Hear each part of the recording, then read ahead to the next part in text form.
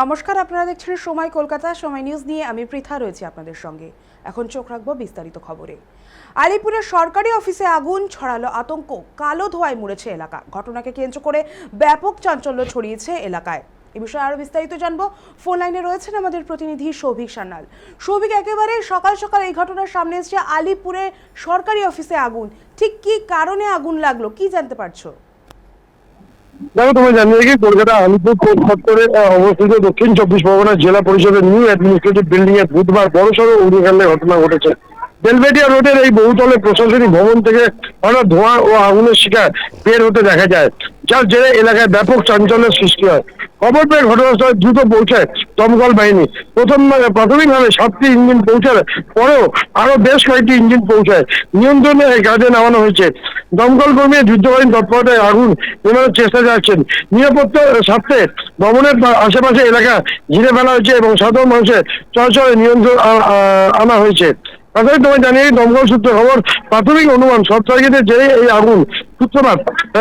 দ্বিতীয় তল থেকে আগুনের সূত্রপাত হয়, তারপর ধীরে ধীরে আগুন কিন্তু আরো ছড়িয়েছে।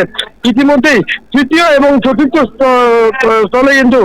তলায় কিন্তু আগুন দ্রুততার ছড়িয়ে পড়েছে।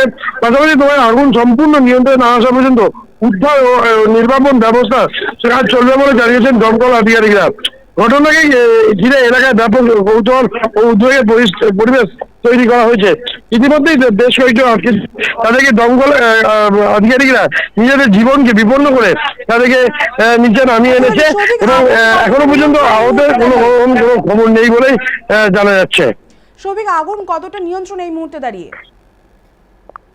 দেখো, আগুন অনেকটাই নিয়ন্ত্রণ, তবে প্রাথমিকভাবে যেটা মনে করা হচ্ছে দমকলের যেহেতু বেশ কিছু কাগজপত্র রয়েছে, সেই জন্য আগুন দ্রুততায় ছড়িয়ে পড়েছে এবং ইতিমধ্যে কিন্তু কালো ধোঁয়া এখনো দেখা যাচ্ছে।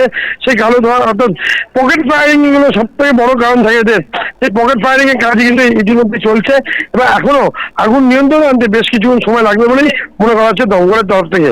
ধন্যবাদ সৌভিক আমাদের সঙ্গে থাকার জন্য।